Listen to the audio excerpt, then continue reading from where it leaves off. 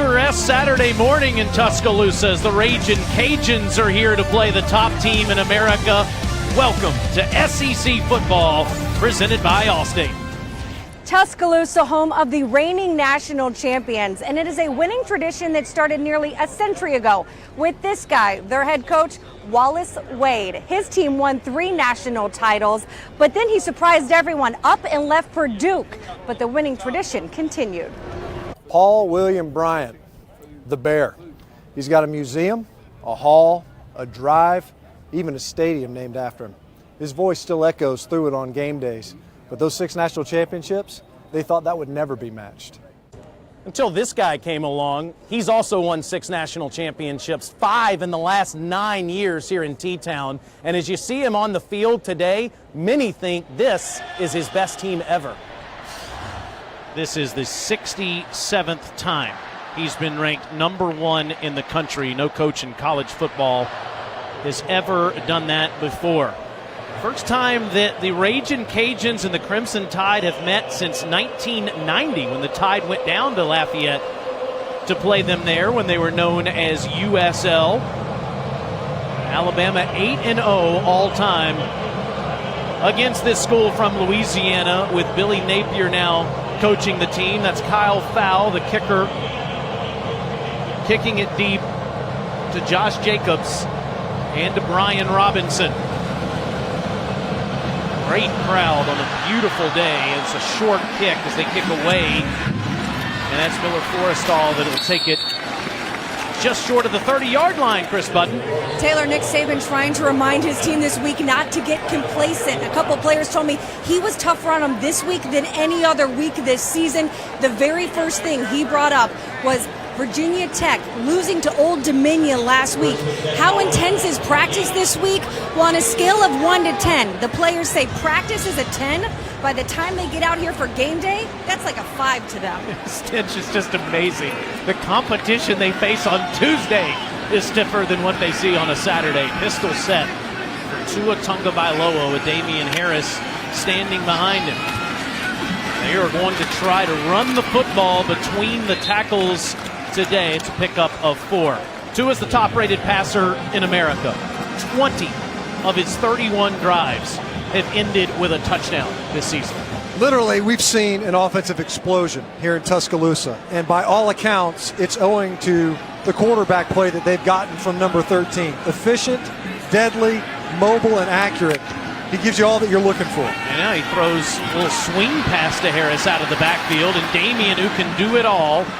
Everyone says the best all-purpose back on the field is right at the sticks as Ladarius Kidd makes the tackle. An emphasis all week, Stinch, on playing power football this week. Only power football, situational football here on a short yardage. There's Tagovailoa following Lester Cotton and Ross Pierschbaker. And it's a first down for Alabama at the 39-yard line. And we can talk about, and it has been dissected, Tagovailoa's skill set unto himself. But more than anything, he's been able to ignite the talent that has resided on this roster. It's the distribution of the football that has been frightening when you look at the offensive production and the many different ways that this offense can hurt you. Again, Harris with a hole and past the 45-yard line, tackled by Tariq Miller. Harris second all-time in yards per carry at the capstone. The senior from Richmond, Kentucky, hasn't had as many carries as your typical senior tailback, but with 64 yards today, he passes Sherman Williams, 12th all-time in rushing. And again, fake this time to Damian, and it's Jerry Jeudy wide open across the middle, somehow keeps his feet. Look at this athleticism down to the 20-yard line.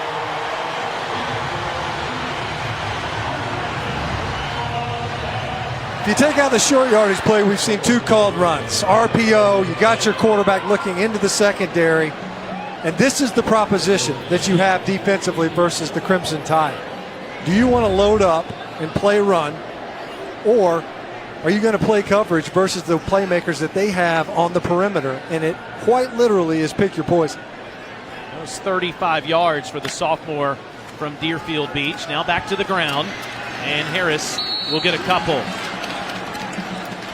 It was interesting in talking with Coach Saban yesterday, as he was saying, look, there's really hasn't been a ton of evolution in offensive football when it comes to running.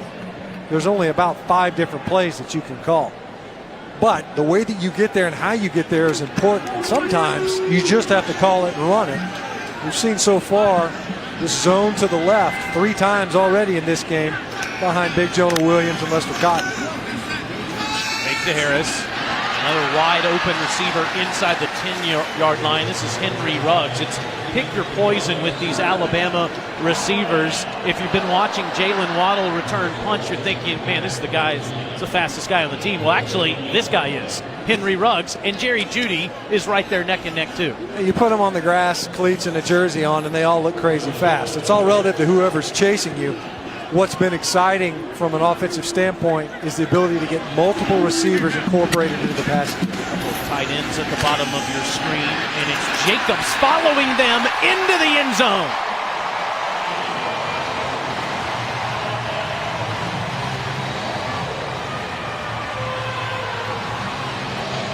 Eight plays, 72 yards. That is what fans are used to. That looks like Alabama football. And that's what the sideline wanted it to look like too. Let's get some runs in there, establish that early, but be able to set up what you want to do off of that pass action.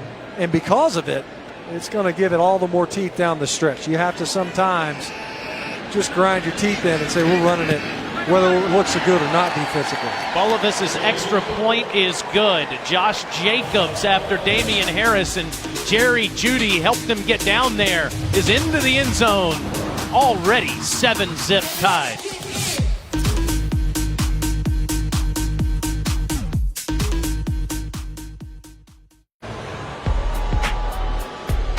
Crimson Tide so far this season have been prolific on offense, have scored a touchdown on the opening drive in all 5 games that they've played. And look at the point differential. It is kind of absurd, isn't it? And the idea to maintain focus throughout these contests ultimately becomes one of the larger challenges for this football team, because they have been so efficient with their opening possessions and then the ensuing possessions to keep your edge sharp over 4 quarters. Louisiana Lafayette gets it at the 25-yard line. Let's go back to the studio for an update in Arlington with DirecTV. More for your college football thing.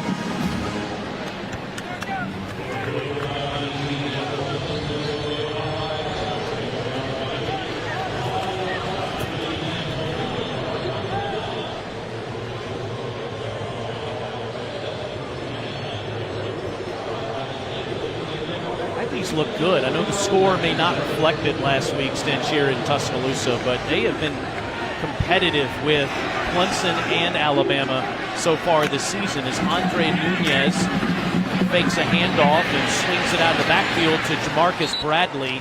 He will pick up 1. Nunez ranks 8th in the country in completion percentage so far this season.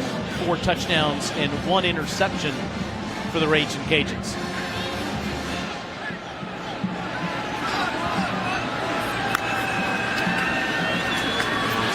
Handoff that goes to Bradley out of the backfield, and Bradley's past the 30-yard line for a handful more. As Trayvon Diggs was there to help him out of bounds. 3rd down. And speaking with the Raging Cajuns coaching staff yesterday, they're going to want to try to maintain some possession. You know, they recognize what they're up against in this game. So to be able to extend drives, even to get conversions on these 3rd downs, critical. Not just for scoring opportunities, but just for time of possession. Here come the Tide. Bubble to Regas over his head. 3 and out for UL. You can see right away, sometimes when you're setting up a screen, you have to slow down the rush just a little bit. That time, the entire defensive front right on top of Nunez as he's trying to deliver it. Anthony Jennings getting there. And he just had too much. It was too high, and regardless, Diggs in position to make the play. When you talk to these defenders here at Alabama, One of the elements that they talk about, what it takes to get on the field defensively for the Crimson Tide, is studying. They were ready. And it's blocked. And the Crimson Tide jump on it inside the 15-yard line as the play's made there by Derek Keith.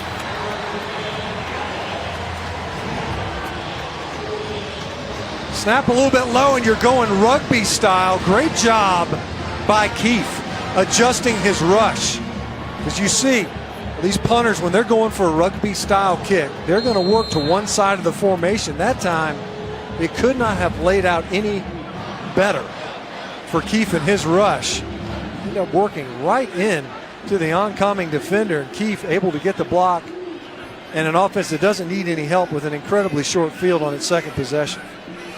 One way they can improve here in Tuscaloosa, Stinch, is by blocking punts. Their first of the season. Harris straight ahead into the sea of Crimson Tide offensive linemen, and he is still gaining momentum inside the 10-yard line.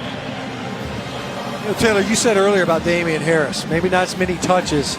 There might not be a more overlooked and underappreciated talent in this conference, and it's a function of the rest of the playmakers on this roster, as complete a back as you're going to find in college football, number 34. Just about everyone will tell you he is a legitimate pro prospect.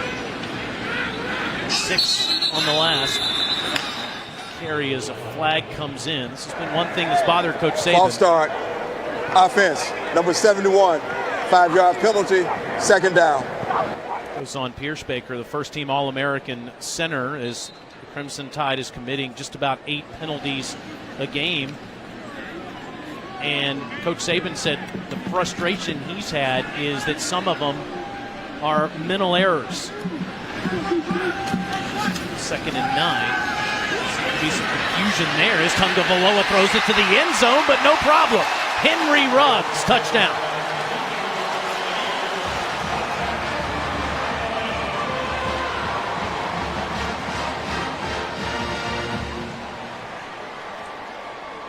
Just when you think that there's a misstep, this offense has a way of covering things right back up. Last week versus A&M, a negative yardage play, 2nd and 10 plus. You end up ripping off a big play here. You run heavy play action. You spin Tungavaloa out of the pocket. And once again, able to find another one of his weapons on the perimeter. All of this extra point is good. The block punt gives Alabama their 11th drive this season in under 1 minute. 55 seconds. That's tops in all of college football.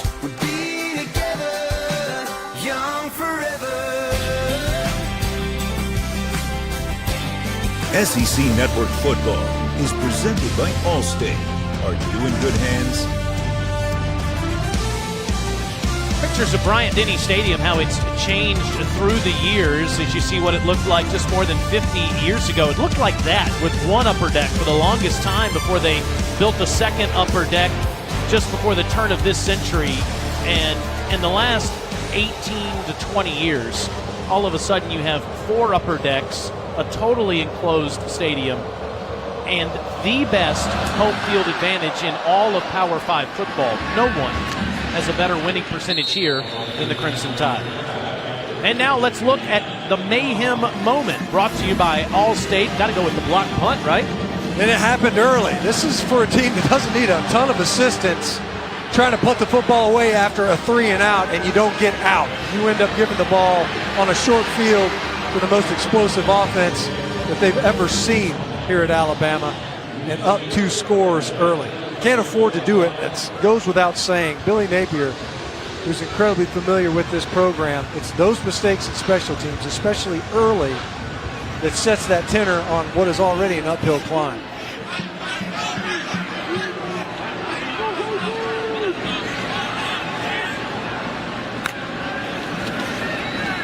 Toss ahead to Malone, and he's got no place to go. Anthony Jennings and Mac Wilson in the backfield. Billy Napier, as you mentioned, is in his first year as the head coach of the Ragin' Cajuns. Was a wide receiver coach for Coach Saban at Alabama for 4 years. Did spend some time at Arizona State most recently. Former Clemson offensive coordinator. He said he's been on the other side of these matchups. No matter what you say, it's not the same. hopefully we can take advantage of that. Unfortunately for the Raging Cajuns, 6 minutes in, already down 2 touchdowns. That last play, Quinnen Williams was banged up a bit. Interior defensive lineman for the Crimson Tide, who's had an outstanding start to the season. Nunez flushed out, and he is leveled right in front of the 35-yard line as a flag will come in. That was Dylan Moses. They're going to look at this for targeting. As you see the officials conferring Dylan Moses with a vicious hit right here. Personal foul, targeting. Defense number 32, 15-yard penalty, automatic first down. Previous players under further review. And this has become, I think, more prevalent, where the flag comes out and then let replay take a close look at it. They may say that it's with the crown of the helmet. To me, I don't see a target there. They're going to say there's a launch, perhaps. That's one of the indicators. But to me, I don't see forcible contact. I mean, oftentimes what you'll see is a helmet to helmet. The head will snap back. But to me, he's got his head up. He can see what he hits. Yes, there is contact to the head or neck area, but there was also contact to his shoulder pad. In my book, that flag comes out. You want to make sure you give replay a chance to get it. There's no foul for targeting. Yeah. I think that's exactly what number 32 can remain in the game. What the crews are doing, and it makes sense. You want to increase safety, sure. So if there's any chance, throw the flag and give replay a chance to take a second look. And sometimes it takes that. This is happening in real time. These guys are flying around, Dylan Moses especially. But a clean tackle and a good reversal. And it seemed like it was accidental, right? Because Nunez was maneuvering into Moses, and that's what created any kind of contact between the two. But Moses remains in the game. A joy to be around. Sophomore from Baton Rouge. We enjoyed eating lunch with him yesterday. So now after all of that, it's 3rd and 11 for Nunez. Muddy pocket, and it looked like that ball was altered 4th down. It was Anthony Jennings who has lived in the backfield in early going. The difficulty you'll always have is it's just a matter of time. So if it's slow developing, nowhere to go with the football as Jennings gets there. Right as Nunez releases the football, Jennings lamenting not getting a number. He's trying to pad that box score and build up his stat sheet. You're not going to have a ton of time. If you're a quarterback versus this defense with its speed, that clock has got to be running. It needs to be clicking faster than just every second. You see 3 Raging Cajuns in for protection in front of Reese Burns after the last one was blocked, and this one barely gets off. And Waddle will field it at the 37-yard line. This guy can fly. As you see the big hit, as he comes around the corner, he looks for daylight in front, cuts it back to the middle. Watch out! See ya! 63 yards.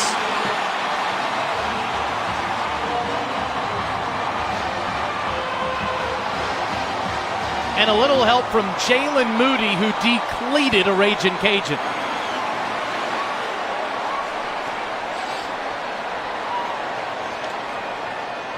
You talk to coaches all the time, and they'll say, look, you want every possession to end in a kick. Not so far in this contest. You got one setting up a short field to an eventual touchdown, and now a punt return for a touchdown. Saban mentioned he wanted the punting and the punting game to improve. Alabama hasn't had a chance to punt it away, but they have certainly taken advantage of their 2 opportunities to defend and receive punts. Olavis has been a busy man. That's the 5th non-offensive touchdown of the season for the Crimson Tide. Their first punt return. The speedster, the true freshman from Houston, Texas, all over the Raging Cajuns.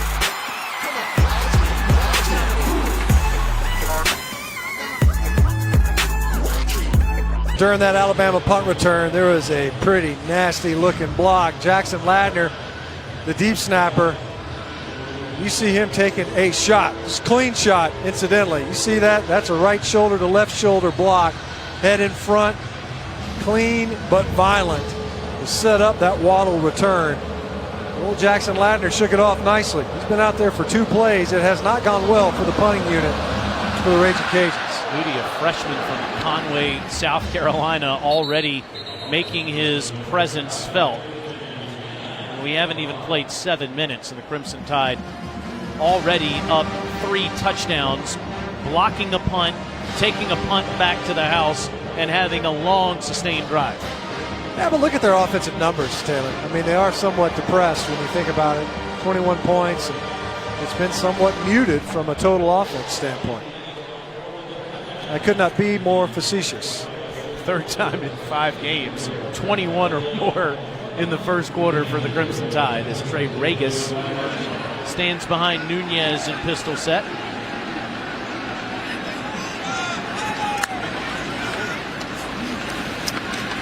Regis will get 3.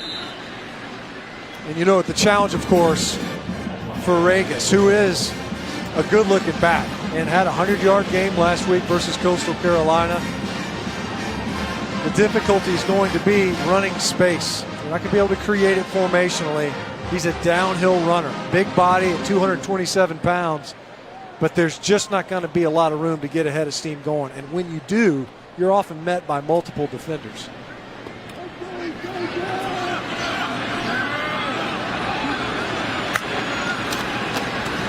This is Regis again. That's the 30-yard line where he'll set up 3rd and short as Christian Miller comes in to make the tackle. Crimson Tide defense has had a lot of attrition in the last 2 years, losing 16 players in 2 years to the National Football League draft. It's a staggering number, but you can reserve your sympathies for other programs because what would have been depth players that may be frontline players, like a Quinnen Williams, who's been a defensive player of the week the first 4 weeks of this season, are still incredibly good football players filling the voids of the Deron Paynes. 3rd and 4, the fake, the toss, and the throw out of the backfield is Louisiana's first down. It was fumbled briefly, and Jalen Williams makes that catch as Bradley jumps on it. So forced fumble by Trayvon Diggs. It's the 2nd of the season. See, Mac Wilson was coming off the edge, able to just leak right out into the flats there. Ball security being a concern. Great job by Jamarcus Bradley. Mac Wilson, another in a long line of excellent inside linebackers. We've already mentioned Dylan Moses with the shot on Nunez earlier. Mac Wilson active at linebacker. The snap. And tackle just past the 40-yard line as Christian Miller's one of those guys in there helping to make the stop. Miller's had a nice career for the Crimson Tide, but really has come on as a senior. Tore his bicep in the 2017 season opener versus Florida State. You see his bio blast. Corey Miller, by the way, good friend of mine, Stint. She has the greatest Twitter handle, Pastor of Pain. 2nd and 9 after the 1-yard carry. Fake the toss, fake the handoff, and down you go. Big loss back inside the 30-yard line as Xavier McKinney claps his hands. It just can't be slow developing. And there's a lot of ball handling on this play. Trying to catch the Tide eyes in the offensive backfield just doesn't work out. McKinney in there first. Dylan Moses in there to clean things up at the back end. The ball has to come out quickly. Otherwise, it's just a matter of time before the Tide defense collapses on it. 2 fakes. That's one too many, it turns out. Kenny had a safety blitz for a sack against Kellen Mond last week. Now 3rd and 19. Catch made up at the 35-yard line. That'll be 4th down after a 5-yard completion to Jamarcus Bradley. Anthony Jennings a little slow getting up after that last play, but yet again forcing another punt, which has been an adventure so far. Took it back to the house the first time. Has already shown flashes even before that return of the deuce, David Palmer, Avi Arenas, the best returners in school history as they punt that one away from him.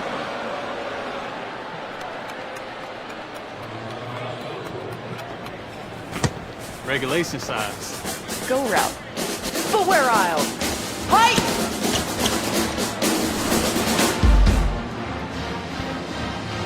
Wisely, Louisiana Lafayette punts it away from Mr. Waddle, a 33-yard punt, and Tua Tagovailoa, who we haven't seen in a while because his special teams unit has been doing the job, is back on the field. SEC Player of the Week last week. 387 yards passing and 4 touchdowns in 3 quarters against the Aggies. Jacobs, that is a big man, bowls his way ahead for a first down as the flag comes in.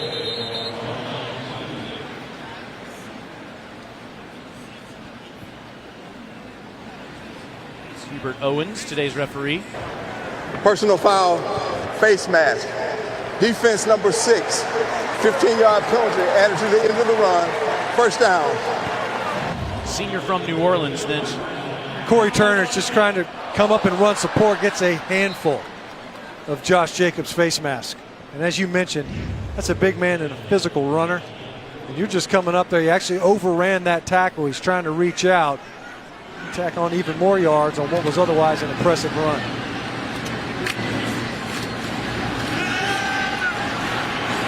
Tagovailoa wants to take a shot, and he's got a wide open receiver inside the 20. It's Judy again.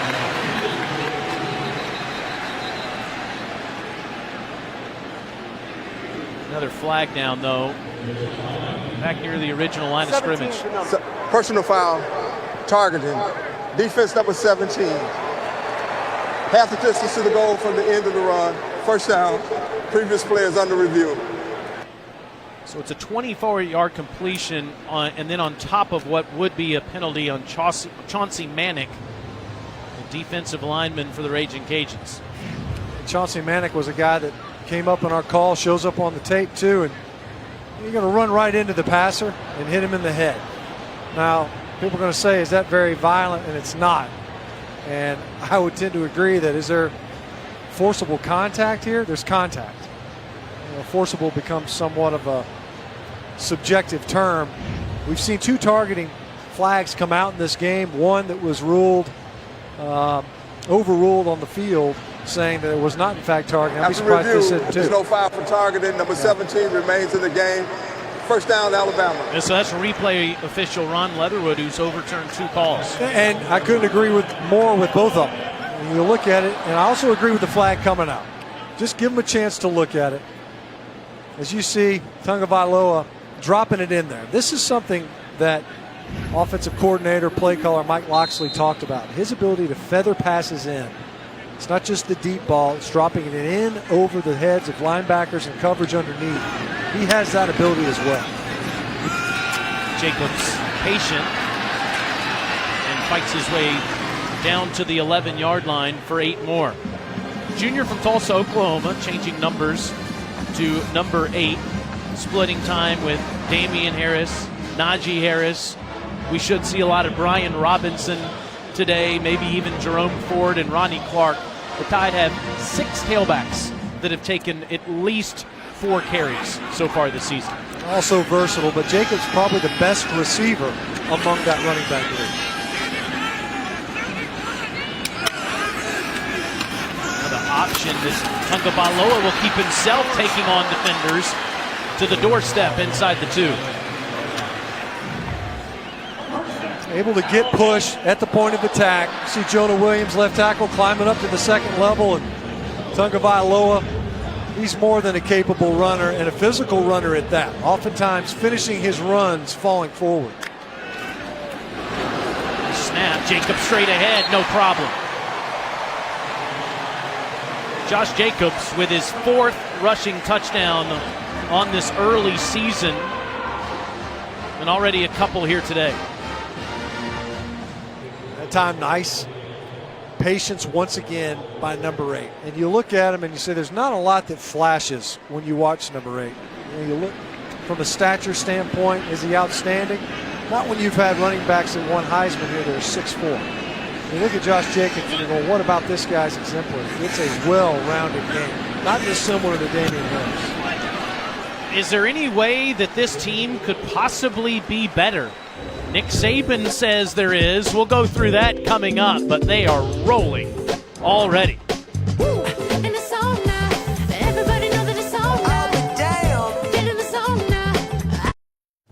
I'd appreciate it if you would, sort of look at some of the things we didn't do so well, and write about that. So maybe I can show it to the players and say, look here, man, here's something you can do better.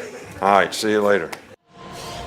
Well, that is a challenge for sure when your team is already up 28-0 and your average margin of victory on the season has been more than 40 points, and you're clearly the top program in college football. But we did come up with a few, which we'll show you momentarily. And Chris Button has a few headlines to go over. We tried to give Saban some billboard material, so here's what we came up with. Our first one, Tua posts a 0.0 QBR in fourth quarters this season because he hasn't played in a fourth quarter this season. How about our next one? AP voter not convinced Bama deserves #1 ranking. That's because there's one voter in Kansas City who's putting Clemson #1.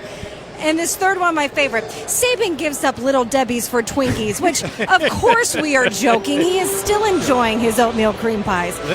We tried, Coach. There's not that much we could come up with. That would be a huge story in the state of Alabama if it were true. That would show up on a Richter scale. People would not know what to do with themselves. Tua Tagovailoa has some new work to do as we got a new quarterback in. This is Levi Lewis straight ahead to Trey Ragas, and Ragas takes it past the 40-yard line. That's a first down run for the sophomore from New Orleans. Did you take a look at Lewis, the sophomore from Baton Rouge? And this is not an indictment on Nunez. This is what they've done all season long. Billy Napier has an idea. The quarterbacks are aware of it. They know that they're going to substitute in. So we knew that we would see Levi Lewis at some point. It's not circumstantial. This is part of the way that they've approached their offense all season.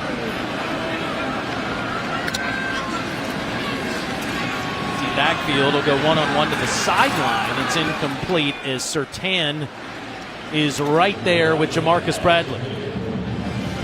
Another young player in the Alabama secondary. There's a lot of concern coming into the season. As you see Surtain in coverage, left hand, Bradley throughout that route. But for such a young player, the stage hasn't seemed too big for him. And to be able to earn your way out onto the field, given the level of talent on defense, speaks to his skill set.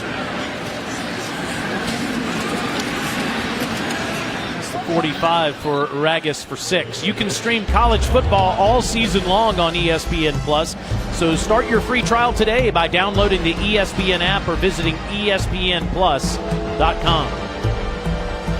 We have some outstanding college football games coming up throughout the day, a few in the Southeastern Conference. I'm excited about that prime game tonight we have on SEC Network between South Carolina and Kentucky. Out of conference, Notre Dame, Stanford, and Ohio State, Penn State.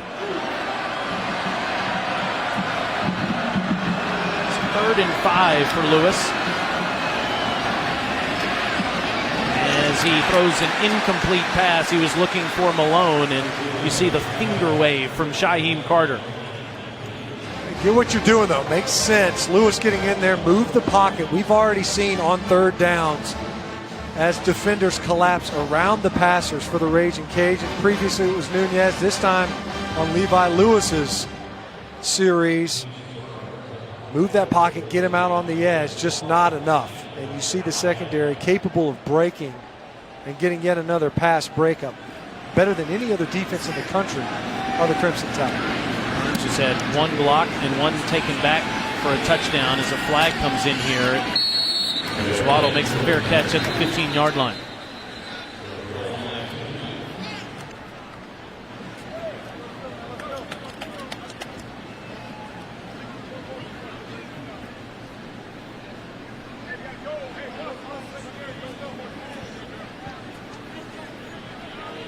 Appears to be on the Raging Cajuns.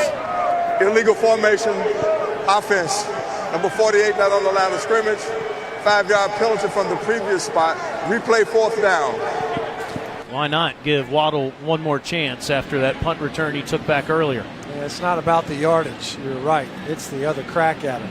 Every time you punt it away, this is where you really start exploring just how good of a directional punting team you really are. Don't get it anywhere near number 17, especially after what he's already done to you early. In the SEC, we've been saying don't kick it to Debo for a few years. I think they're going to be saying the same thing about this young man as his career continues. Would have had 2 punt returns on the season. He had one called back against Louisville. Another fair catch that he'll make at the 20-yard line. Let's get to know Waddle a little bit better. The true freshman from Episcopal High School in Houston. Runs a 4.340, nicknamed the Magic Man, and you saw why with that great return earlier. Man, a Whataburger patty melt sounds great right now. I like everything about the kid except for that call right there. Are you sure the patty melt of all the great Whataburger? He goes with it's fine. It's working for him, clearly. Guess who's staying in Tuscaloosa for the duration of the 2018 season? And look at the ovation that Jalen Hurts gets as he appears in his 5th college football game this year. Slings one through the middle, and it's dropped by Judy. Good pass. I think Jerry Judy might have felt Blair Brooks coming over from his safety position right there towards the tail end. Short arm that one just a tad. Interesting, though, because in this game, Alabama has said they want to run the football and have on first downs. Jalen Hurts and the element of his game that they want to evolve, that he wants to evolve, is his passing. First play, a downfield pass. Now this play hit in the backfield is Najee Harris. Harris will lose a few as Chauncey Manning comes in to make the tackle, and Jonah Williams is a little slow to get up. A little bit rolled up towards the end of that. Jedrick Wills played very well at right tackle, was beat right away on the inside. Jonah Williams, who is as bad a complete an offensive lineman as you'll find in football. Raved about him this week as you watched him on film. So back to Hurts for a second. This his 3rd year of college football. 26-2 as a starter the last 2 seasons. There's another whistle. Coach Saban said this is unprecedented in the game to have a guy that started every game except one the last 2 years, lead your team to 2 national championship appearances, and then have to go back to the bench. You see why with the way Tua's playing, but There's no foul on the play. 3rd down. But for someone to take that, Matt, and take their role as the 2nd-string quarterback, the entire team has appreciated the way that Jalen Hurts has handled it. There is, I think, universal respect for number 2 for Alabama by the fans, by his teammates, and the coaching staff. They recognize what he's meant to this program.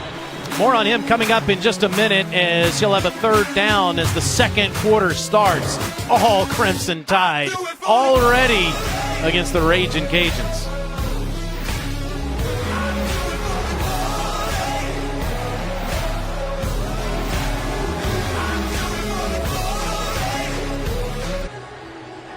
What a first quarter that was, as the Tide already rolling up 28-zip as we're here in T-Town, and Stench transferring has been a big topic in college football. Many wondered if Alabama would have to deal with that. The answer is they don't, but others like Clemson and Oklahoma State do. Yeah, they don't currently anyway, but the way the rules read and the impact that it can have, obviously other programs dealing with it. The redshirt rule, the interface of having 4 games in play. And how about this throw from the guy that sticks it out in Tuscaloosa on a 3rd and 13 to Waddle to move the chains. Nice hook up downfield. So in this possession, 2 downfield throws for Jalen Hurts. People are going to ask, why do you stick around? This is the guy's Offensive Player of the Year. Led him to a national title game twice. And it wasn't on the field when they won it this past season. How do you stick around? He wants to grow and evolve. at the quarterback position. 24 yards for Waddle. Najee Harris with the carry, Chris. Josh Jacobs told me this week that you will not find a player in college football that has handled the situation as gracefully as Jalen Hurts has. He's been the ultimate teammate. You already see that down here today when Jalen Waddle had the touchdown. Jalen was the first one to come congratulate him.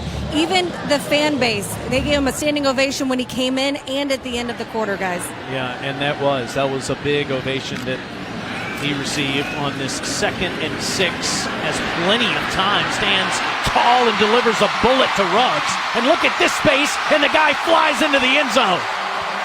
This team is outrageous with its talent.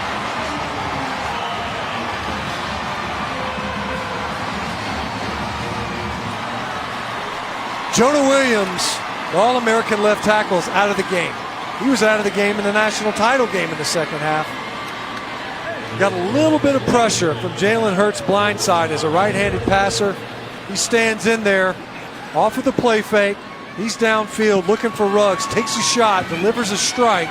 Ruggs wide open in the secondary. Runs right through 3 would-be tacklers in the Raging Cajuns and ends up in the end zone. 54 yards. Ruggs took a jet sweep, 57 yards against the Aggies last week, and it's already 35-0. Tell you what, this guy, Jalen Hurts to Henry Ruggs. Hurts looks better as a passer this year than he did the last 2 years. Dan Enos, the quarterback coach, might have something to do with that. All ties.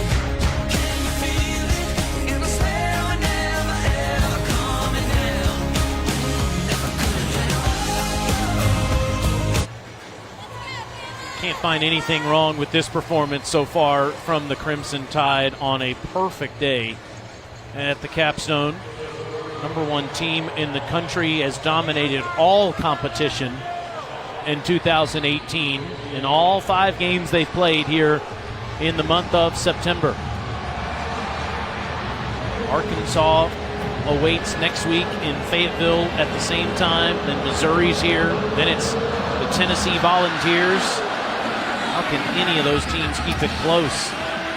As Calais comes out from the 1, and he's tackled just past the 20-yard line. Coming up at 4 Eastern in Week 5 of the college football season, it's number 10 Auburn on the other side of the state hosting the Golden Eagles. The SEC Network alternate channel has Tennessee State and Vanderbilt in Nashville. Then South Carolina takes on number 17 Kentucky at 7:30 in our SEC Saturday night matchup presented by Holiday Inn Express. You can go to secnetwork.com/channel, and all games are also streaming live on the ESPN app. Matt Stinchcomb told you that Billy Napier likes to run his quarterbacks in and out, so Nunez is back in after Levi Lewis had the last series. This is Regis with another flag coming in that gets a couple.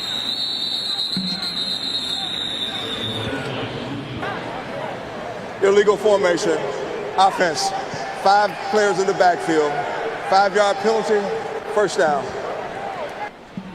Legal formation. You did see Quinnen Williams involved in that play. Good to see for Alabama as he was banged up early. Another one of those guys stepping into the void that is created with the annual purge of talent that comes out of this team, this program to the NFL. Deron Payne, Deshaun Hand, another big contributor along the defensive front. And Quinnen Williams manning that nose tackle position incredibly well this year. To Malone. Nice move past the 25-yard line.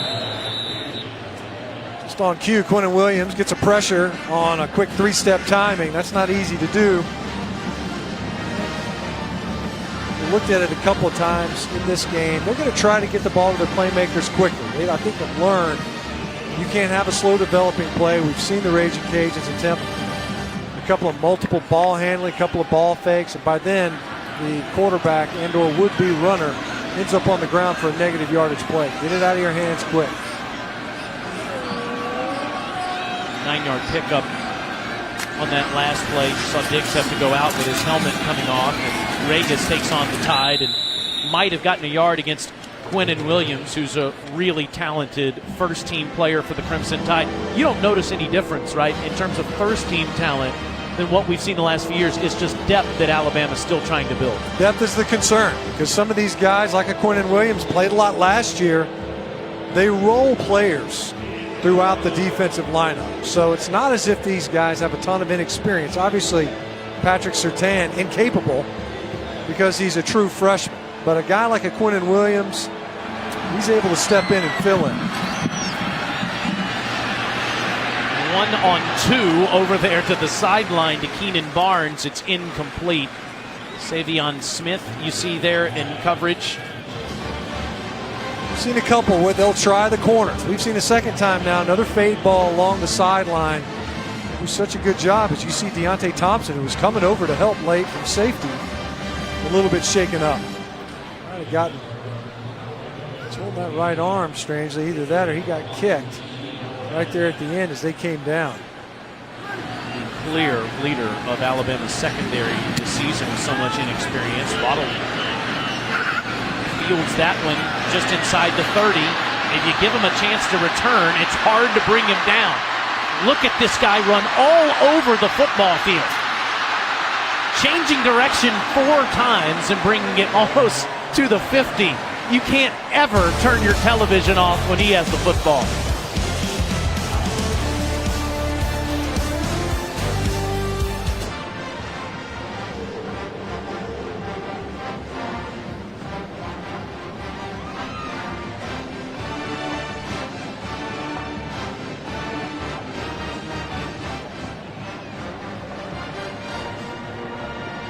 Guernsey Hogs have had some heartbreaking losses against the Aggies in that game in Jerry's World the last few years. So the Crimson Tide is ready to snap it at the 48-yard line, but I believe this one is going to come back as it looked like Jalen Waddle's knee was down when he fielded the football as they're taking another look at this. It was a knuckleball punt. Yeah, he's definitely down. You see that left knee down on the turf. Boy, he was electrifying, though, after he kneeled. And it was a strange wobbler. He kind of misjudged it as he was catching it. Did a good job of fielding that punt because it kind of knuckled its way downfield. But clearly, knee was down as he received the punt. Here's Hubert Owens. After review, the ruling is that the return man's knee was down at the 30-yard line. It'll be 1st and 10 from the 30 for Alabama. Please reset the game clock. 11 minutes, 54 seconds. All right, all of that for naught. Still entertaining. It was fun to watch. I'm sure the punt coverage unit could do without the cardiovascular exercise because that's a whole lot of chasing down. He ran 30 yards on the Alabama logo on the 50. 63-yard punt return that did count for a touchdown in the first quarter, as he is on the field at the top of your screen. Jalen Hurts with the touchdown pass to Henry Ruggs on the last drive. This is Damian Harris in the game with him for a couple. Let's get an update on Jonah Williams with Chris. Well, he is questionable to return with an ankle injury. I'm told he will be reevaluated at halftime. You're looking at one of the greatest technicians. Just so technically sound. Quiet feet, great hand placement, never gets overextended. The one knock Mike Loxley said that he has on Jonah Williams, he might be too smart. He's almost too aware on the field of what the defense is doing. Hurts under pressure, and down he goes back near the 30-yard line as he faked that one to Jacobs, and Carlos Robinson, the junior from Monroe, Louisiana, on the tackle. Yeah, confusion along the front that time. And it looked as if perhaps they were trying to run an RPO. Hurts pulls it, and you have pressure right there in the middle of your offensive front. It's something that was a hallmark a season ago. The pressure percentage was slightly higher with Hurts at quarterback. Some of the processing a little bit slow. Just the 4th sack Alabama's allowed this season, and then he loads up and throws a strike to Ruggs, who stays in there to make the catch and take the hit. Clean pocket for Hurts to throw from. He's got time. He drops one over the middle. 3rd time now that we've seen Jalen Hurts in this game, in the short time that he's been in the lineup, able to drop it in there. As you see Ruggs taking a shot, there as he comes down with Deuce Wallace, the Raging Cajuns defense. 5 explosive plays for the Crimson Tide. That was 31 yards. A sophomore from Montgomery. There's a concern for Billy Napier coming into this game, because he knew how explosive Alabama has been throughout this season, and the number of explosives his defense has allowed. That's a scary combination. Jacobs breaking tackles inside the 30-yard line. And part of the reason why Jalen Hurts staying here is beneficial to him is because of Dan Enos now being in as the quarterback coach. Enos, of course, played for Nick Saban at Michigan State, was a head coach at Central Michigan, the offensive coordinator at Arkansas most recently, and Nick Saban was effusive with his praise yesterday about the ability to add Enos to his staff. As Harris goes straight ahead. It was interesting, too, because Coach Saban talked about why did he advocate so ardently to get that 10th coach. It wasn't for special teams. He wanted a quarterback coach. Because of the tempo element of offense now, he wanted someone that wasn't worried about calling the next play, someone who could coach his quarterbacks between snaps, no matter how fast you're going to snap off the next play. And Dan Enos has an impeccable reputation of working with his QBs. We saw a lot of this the last couple of years as Hurts eludes a few and gets out of bounds near the 20-yard line. It's still unusual, right, to see those head coaches, the former head coaches on the sideline. We saw Butch Jones flash into the picture for a moment, who's an analyst on the staff, and Enos was the head coach of the Chippewas for a few years. Mike Loxley, the offensive coordinator, was head coach of the Lobos of New Mexico and interim head coach in Maryland.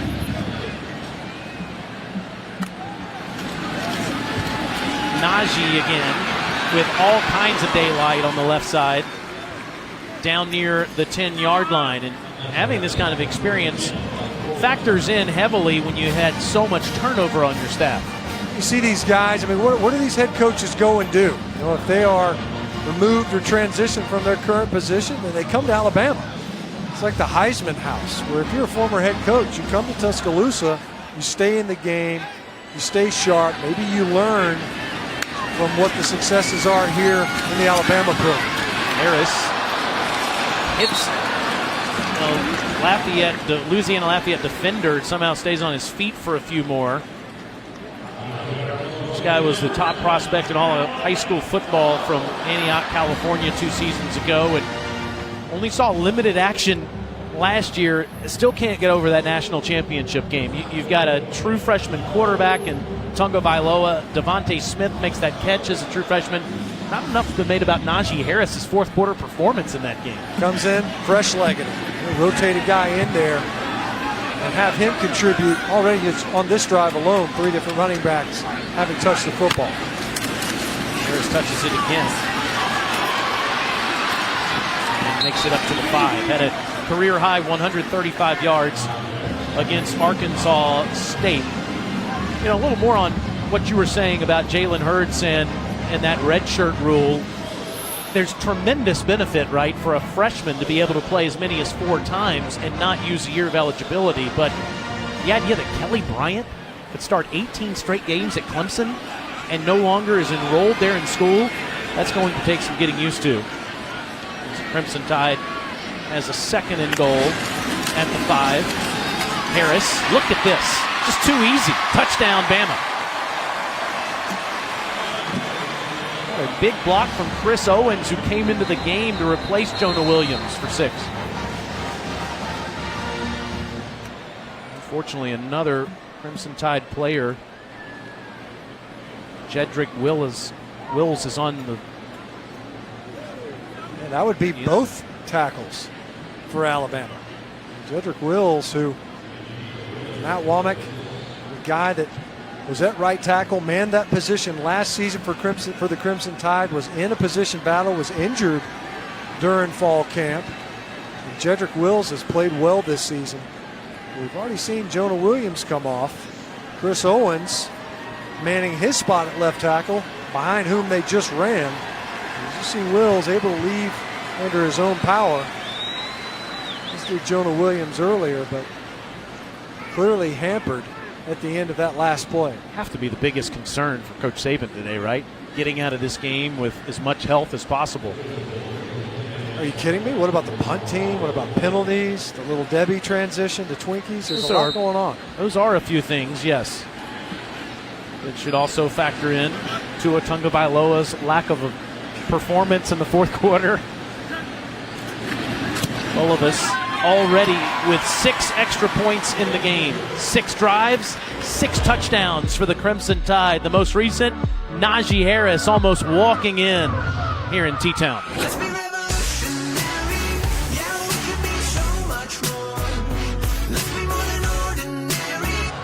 All right, we had our list earlier on things to work on. Let's get more serious. This is Coach Saban's list. Yeah, and these are some legitimate areas of concern, and compromised them. But 2 for 10 penalties, two penalties for 10 yards. They already have caused a forced fumble, albeit they didn't receive it, recover it. 21 carries for 100 yards and 3 touchdowns. I would say that's pretty good. Check that box, yeah. 10 is the most yards gained by the Raging Cajuns. Stop the big plays and punt better. Well, they haven't punted yet. Yeah, they're blowing it there. I mean, at some point in time, you can't be good at some of the other things. You even get an opportunity to improve on the last thing of punting. Monday at 7 p.m. Eastern, Thinking Out Loud is back again with Greg McElroy and Marcus Spears. They'll talk football and want your participation via social media throughout the show. It's also available streaming live on the ESPN app. Talked about that Kentucky-South Carolina game tonight in Lexington. Wildcats beat the Gamecocks in Williams-Brice last year. We saw the Gamecocks last week with a convincing win over Vanderbilt, and Kentucky's ranked for the first time in 11 years. Well, they've earned it. Kentucky looks real. Now, we've seen Kentucky sprint out of the gates before to an undefeated record through their first 4 contests, but I think that they've got staying power this season. This is Calais getting just more than a yard. The SEC West obviously has its favorite in Alabama. There's no doubt the SEC East in Georgia, but who's next? I think Kentucky vying for that second spot here tonight versus South Carolina. Yeah, you just saw on the screen, Benny Snell is an animal. In his 3 years in Lexington has gained everyone's respect. Great, one of the best third down backs in the conference. False start. Offense, number 74. 5-yard penalty, second down. True freshman Max Mitchell. Big stage versus some big men. Nico Robinson, usual starter there at left tackle. We've already seen some revolving door at the tackle position. At Alabama now, Jedrick Wills at the end of that last drive. Coming off the field, looked like he strained a hip flexor or something at the end of the touchdown run. Calais, look at that hit. Somehow he still stayed on his feet as Deontay Thompson, who was dinged up a little earlier, makes the play there. He's got a little issue with his helmet. Redshirt junior from Orange, Texas. He leads the Crimson Tide in tackles. He is more than willing in run support. You see him running downhill. Lonnie Harrison was similar last year. Deontay Thompson, he has been able to step up in run support. According to Tosh Lupoy, the defensive coordinator, he also leads the team in most film watched. Nunez on a 3rd and 12, and the catch is underneath. Short of the first down is Diggs is there to make the tackle. They know how much film these guys are watching on their iPad. They can monitor that, and according to Lupoy, Deontay Thompson is the leader on the defensive side of the ball. It's fascinating because we talk about the level of competition and talent that's on this roster. When you talk to these players, they are incredibly well versed in their craft. They are spending time in understanding what the opponent is doing and what it is that they're trying to accomplish. Watt will get another chance here. No, fair catch, gets away from it. And And the Cajuns will down it just inside the 40-yard line. Bama 42 points, Louisiana 52 yards.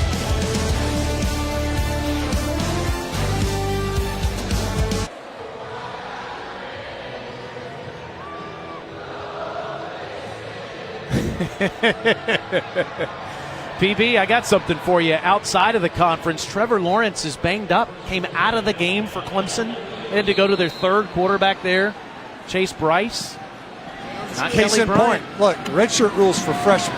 Redshirt rules shouldn't be applied to these upperclassmen. Now Tua's back in the game in a quick pass to Devontae Smith, who tried to get free. Gets a block out there by big Matt Womack. We talked about him earlier in the game. Jedrick Wills left earlier a little bit banged up. Devontae Smith, quite possibly the biggest catch in the history of Alabama football. Consider that. 9-yard completion there. The sophomore from Amite, Louisiana. Jacobs still finds the edge and gets the first down. Now Devontae, as we mentioned, a Louisiana guy, one of many on this Crimson Tide team. Caught only 7 passes all of last season. And Billy Napier gave him that nickname when he recruited him here to Tuscaloosa. And how about that middle one there? George Sanders, his barber, also a mentor to him, drives 300+ miles from Amite to cut his hair here in Tuscaloosa. Najee Harris, with the lateral quickness and the footwork. Harris dancing inside the 35 for 8. I saw him working with Jalen Waddle on the sidelines earlier. And maybe it's just through osmosis. All of a sudden you can shake like that. That's a big body that you're creating space. 6'2", 230 pounds. And he has got a little wiggle to him. Created his own blocks with a couple unblocked defenders. To Harris, plenty of time, and delivers a strike to Hale to Irv Smith. That's 13 more for the big junior tight end from New Orleans. Spreading the ball around, and we talked about that distribution, the ability to get the ball in the playmaker's hands, outside of just one. He said it best about this style of football we're seeing today. Need the opponent to know we can run and be effective. That's what Irv Smith said about the plan today. Here's Brian Robinson on the carry, and the sophomore from Tuscaloosa gets nothing. Thursday at 9 Eastern after Auburn versus Texas A&M women's soccer. It's Marty and McGee. They have you covered with everything that's SEC. Like everything else, you can see them live on the ESPN app from anywhere. It's fueled by Gatorade. Brian Robinson, who went to Hillcrest High School here in Tuscaloosa, is 6'1", 221 pounds, and looks the part of a first-team tailback in college football. And he's the 4th guy we've seen on the field today for the Crimson Tide. With speed, eludes a tackle, and spins ahead to the 20-yard line. Michael Jacquette on the tackle. Jacquette, converted wide receiver for the Raging Cajuns, now playing in the secondary, and a good job by their front, stretching that play out. We've seen on a couple of occasions where Alabama's able to capture the edge. Josh Jacobs earlier in this possession, that time stringing out just long enough for Jacquette to get up there, along with Corey Turner, to make a play. Third down, Alabama perfect in this situation so far. Tagovailoa to the end zone, in stride to Waddle.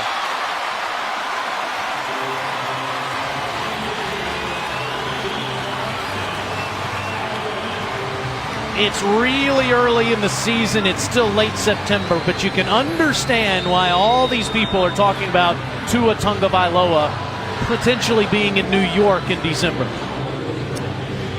Well, you take a guy who's at the center of a pretty impressive universe of talent. You've got a constellation of stars offensively, but in the middle of it is number 13. And his ability to utilize all of those weapons has been on full display so far this season. Sophomore from Eva Beach, Hawaii, also the holder. Throws that 20-yard strike to Waddle here. And Strike is right. You know, they talk about it. He couples two things. His vision and ability to feel and see the field, feels pressure, understands coverage, but also his accuracy. Strong arm, no doubt, as you see him visiting with Dan Enos on the sideline. And he is only going to get better with experience, and it's hard to improve on what is already a perfect day. 8 for 8 passing.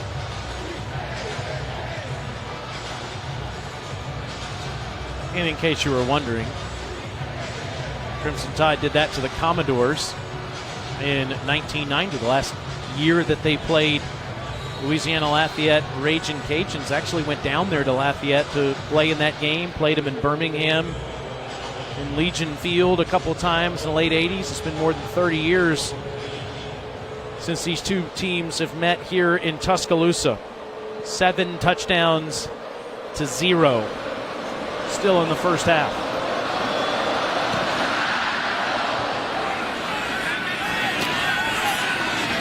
Coming up at halftime, you can watch the live performance of the official marching band for the University of Alabama, $1 Million Band, on SEC Network Plus.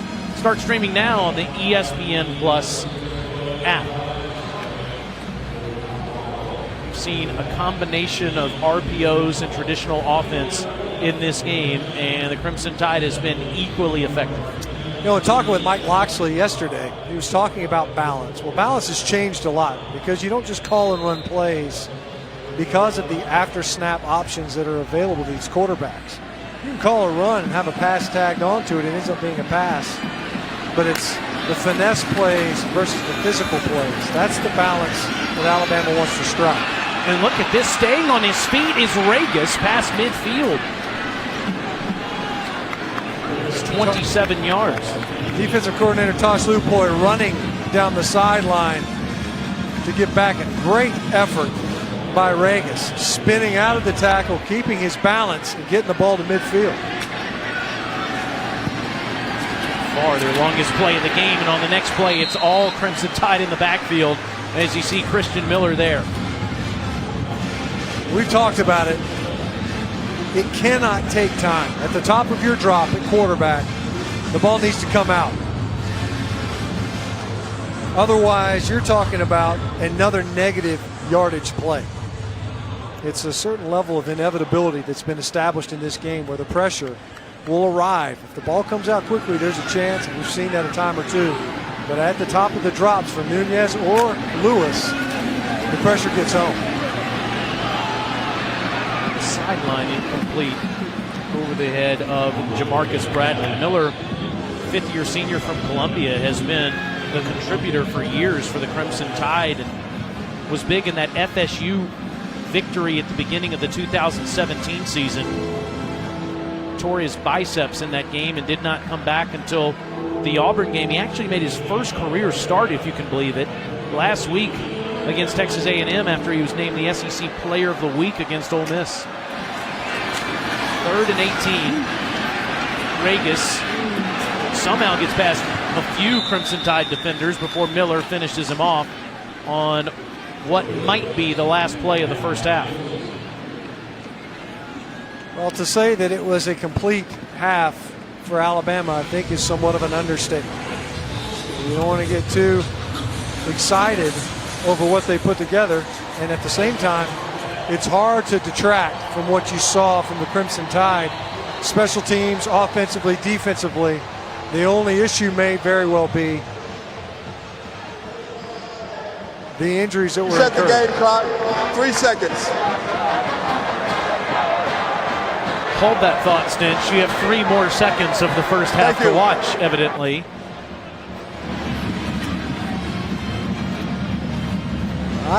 Based on the play calling alone, I just thought that the Ragin' Cajuns were just going to run out the half.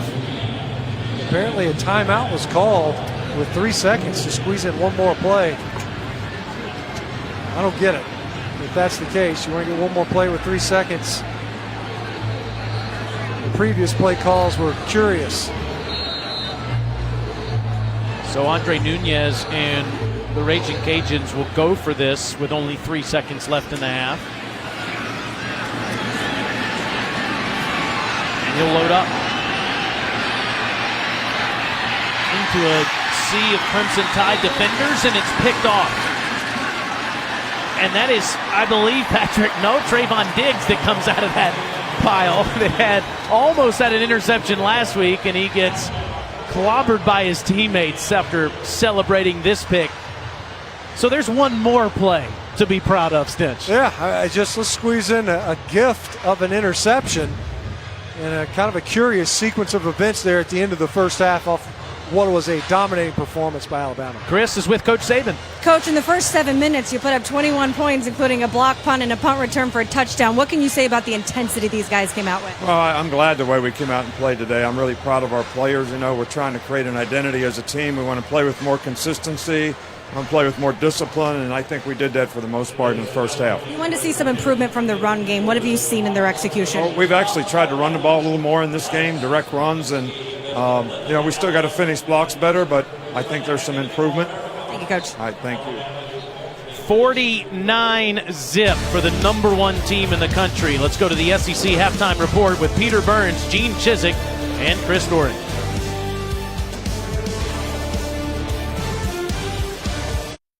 Welcome to SEC football, presented by Allstate. Another convincing first half. Dominant performance by the Crimson Tide in every single phase. With Matt Stinchcomb, I'm Taylor Zarzer. You'll see Chris Budden in just a moment. Stinch, I guess the only negative of that first half were there were a couple of injuries there to some key Crimson Tide players. Yeah, both tackles for the Crimson Tide offensively left the field under their own power, but Jonah Williams looked like he had some issue, perhaps with his ankle. But that would be the only detraction from the first half. Let's take a look at Playing with Style, brought to you by Belk.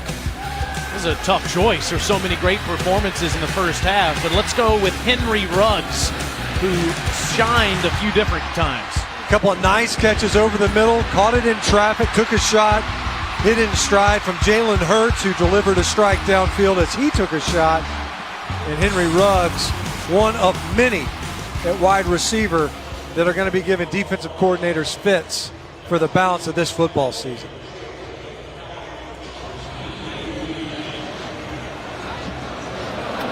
So the Crimson Tide defense first here in the second half, as the Raging Cajuns will start at the 25, Chris. Well, Nick Saban has an ability to get his group year after year to come out with a fire and intensity against these unranked teams. So where does that come from? A lot of the players and the coaching staff will tell you it's actually peer pressure. There is such a standard to live up to at this program that the older guys show to the younger guys, so they don't want to come out flat. And then it's also the alumni base, the former players. They will text this group and tell them, don't forget, you have to play to a certain level. Even Dylan Moses told us he heard from Rashad Evans this week that said, don't let up against this group. Regas. Tide defenders don't let up there. Quinnen Williams and company are there to make the tackle. They played 60 different players, the Crimson Tide did in the first half. You see the depth that they're developing, but the leadership that's always demonstrated on the field. As you see Isaiah Buggs up front, Quinnen Williams, Dylan Moses, Mac Wilson. You know, they're just the latest version, a continuation of the players that preceded them. Even in the national championship game at halftime, some of the former players just shared their displeasure with their team's performance in the first half. Regas carrying Tide defenders a yard shy of the first down.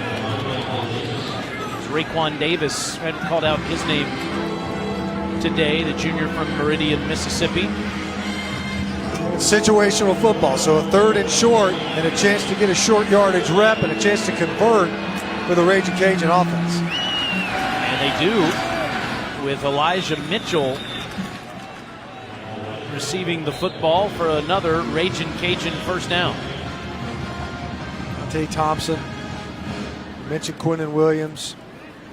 These guys stepping in for the departed talent that now plays on Sundays. More of those from this program than any other. It is staggering, the contributions to the NFL rosters that come out of Alabama.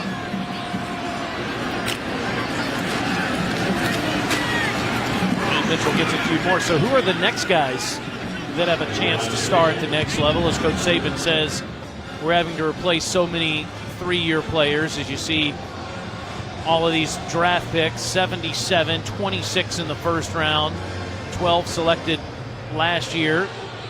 We'll go through a few of these here after this play. On the reverse, Jamal Bell changes field and goes back to midfield. As Trayvon Diggs has his helmet fly off and help make the tackle there. It's a gain of 7. Nice drive so far to open up the second half. Chris was talking about how do you maintain your edge, especially in a near 50-point ball game and only 2 quarters of play. So far, the Raging Cajuns asserting themselves a bit here, especially with their ground game. Staying on the ground with Mitchell for a couple. Deontay Thompson is a junior in the secondary. Mac Wilson, a junior at linebacker, as is Anthony Jennings. And then on the line, we showed Raekwon Davis a few plays ago. Those are 3 or 4 juniors that will have a decision to make at the end of the season. Isaiah Buggs, if he keeps putting together performances like he did last week versus Texas A&M. Quiet Fury, I think the local headline was for Buggs. First throw of the second half is picked off. In stride, that's Xavier McKinney making the interception. Nunez trying to throw under pressure on the run to his right. Took a shot from Mac Wilson as he releases this pass. You see number 30 tracking upfield quickly, beats the block, gets a shot on Nunez. Ill-advised. And McKinney able to come up with yet another interception on the season. Basically a brand new secondary, 9 interceptions. Well, this stretch is remarkable since Nick Saban came to the capstone with the 5 national championships, but eerily similar to the run that Coach Bryant went on between 1971 and 1982. More national titles, far less conference titles, and basically the same winning percentage. So, you've been a Crimson Tide fan since the turn of the 1970s. You've sort of seen this before as Jalen Hurts hands off to Najee Harris. And as you said in the open of the show, Matt, there are only 2 coaches in the history of the game that have 6 national championships, and they both coached here. They both coached here. And the only thing that Coach Saban hasn't done is win 6 national championships at Alabama. Something that obviously the Bear was able to accomplish during his quarter of a century on the sidelines here in Tuscaloosa. The toss to Harris. Patient running payoff as he tiptoes the sideline and is out of bounds near the 40. Number 22 for Alabama, his balance is pretty impressive. Also, obviously, a very elusive football player, but the tightrope, when you've got that much momentum and you're dancing around to try to create your own space, we saw it earlier at the end of the second quarter. Nearly 7 yards a touch for Najee Harris. Had 30 there. Need him again. Cuts it back for a few more. So again, Jalen Hurts playing in his 5th game today as the backup quarterback in 2018 after 28 starts the last 2 years, 26-2 as a starting quarterback. And it's significant because of the news we heard about Kelly Bryant, who was the opposing quarterback in last year's Sugar Bowl. Bryant intending to transfer earlier this week. 2nd and 6 run. Brian Robinson might have gotten a yard. So while Bryant leaves, Trevor Lawrence, starting quarterback for Clemson, is out for the rest of the game today against Syracuse with a concussion. So their 3rd string quarterback, Chase Bryce, is playing today. I think it's a case study of the impact of this redshirt rule and a decision that I'm sure Kelly Bryant is sitting there thinking, yeah, it might have been a slap in the face, but this is exactly why you stick around. A chance to play with your teammates and compete. Jalen Hurts deciding to do that. The redshirt rule. This pass is completed to Ruggs for a first down. In conversations even yesterday, where traditionally you think of a redshirt, you redshirt so that you can evaluate a new player, a redshirt freshman, right? You think about that's when that redshirt year of eligibility, where you're preserving that year of eligibility as a new player. But what we're seeing already with the loosening of transfer rules and the 4-game window, you've got veteran players, guys that have been in programs for 2 or 3 years. You hold a program hostage and say, if I don't play more, then I transfer. I don't know how that is supposed to look. But you have guys also afforded a chance to make what would otherwise be maybe a bad decision. Kelly Bryant, you had a chance to stick around with that team. You're playing and taking snaps for Clemson right now. They're losing, by the way, 16-7 to Syracuse at halftime in Clemson. It's a 9-yard carry there for Brian Robinson, plowing ahead here on what now is a 2nd and inside 2. Snap. That play was tough to develop. Nice play from the backside. Dowell coming in, closing. So let me ask you, Stinch, I don't know what Kelly Bryant's plans will be now, but if you're a Clemson player, if he all of a sudden says, okay, wait a minute, I'm back, what would you say? No way. No way. I mean, you're either on the team or you aren't. Sorry, it can't be. And I'd be shocked if he even would suggest it. If Kelly Bryant said, look, at this point in time, if you were offended to that extent that you want to transfer because you're no longer the starter, I can't imagine this being enough to say you want to come back to your team. Jalen Hurts showing off this athleticism for 3 years in T-Town. That helped him win 14 straight games. His freshman season, put away LSU down in Tiger Stadium and scored what we thought might be the game-winning touchdown in the national championship game 2 years ago. Yeah, he's such a tremendous athlete. Nice pickup by Brian Robinson. They brought 2 defenders off of the edge from the left side of the formation, and Hurts doing, as you mentioned, Taylor, what he has done so well during his career here at Tuscaloosa, making a positive play out of what could have been a tackle for loss.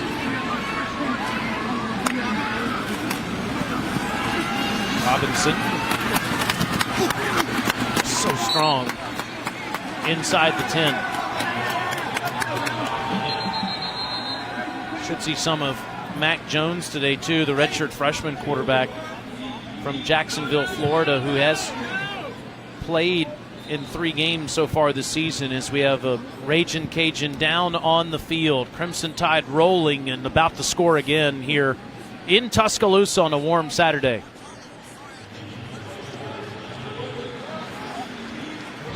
Let's learn a little more about this guy, Brian Robinson Jr. from right here in Tuscaloosa. Played his high school football at Hillcrest High School.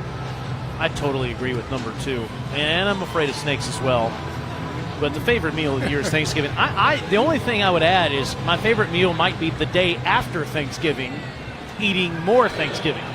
You just don't get enough round 1? Is that what it is? Yeah. Well, there's a sandwich included usually on Friday. Yeah, it does kind of season, right? It takes a little bit of time.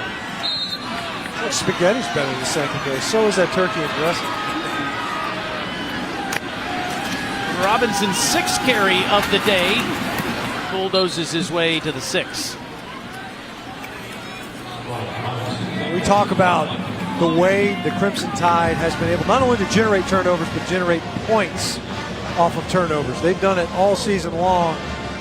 Here's a chance to continue to do that. The only turnover, incidentally, that they weren't able to capitalize on, either directly by returning it for a touchdown or scoring on the ensuing offensive possession, was that interception right at the end of the first half. Here's a chance to capitalize on the pick here in the second half. They can score in under a minute, done it 11 times. And that ball incomplete to Jerry Jeudy. Dangerous pass there by Hurts. They can also milk the clock. This is the 12th play upcoming after this incompletion. Dangerous indeed. Ball a little bit high, and Jaquette coming up. Former receivers we mentioned breaking on that ball, and enough to break up the would-be reception to Jeudy. This is a chip shot for Bulovis, 4 for 5. on the season, had that one miss, the short one inside 40 yards in Oxford. Made a 47-yarder against the Aggies last week. And this one is no good. 24-yard miss with 6 minutes left in the third quarter.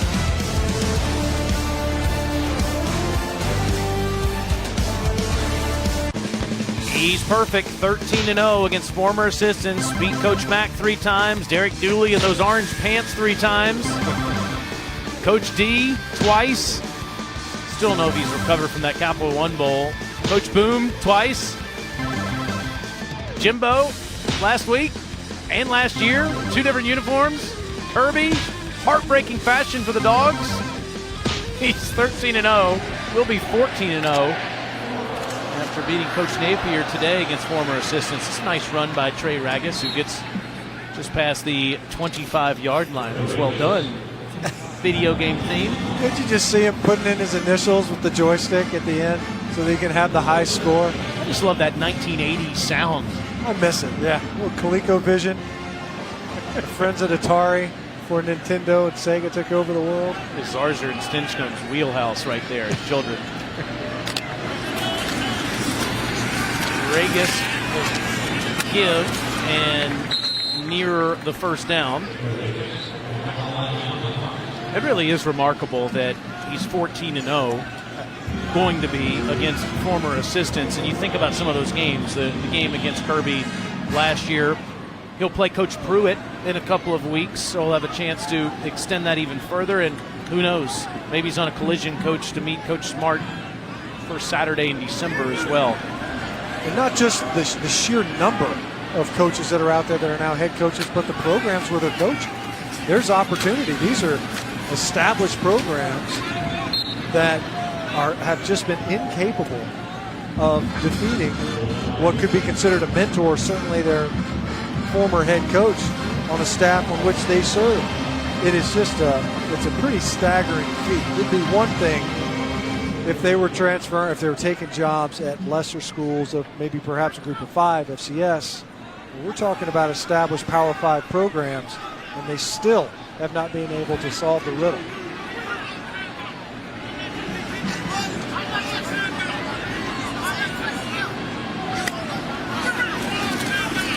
Second and 7. Nice pass out of the backfield by Levi Lewis, caught by Elijah Mitchell. It's a first down for the Ragin' Cajuns.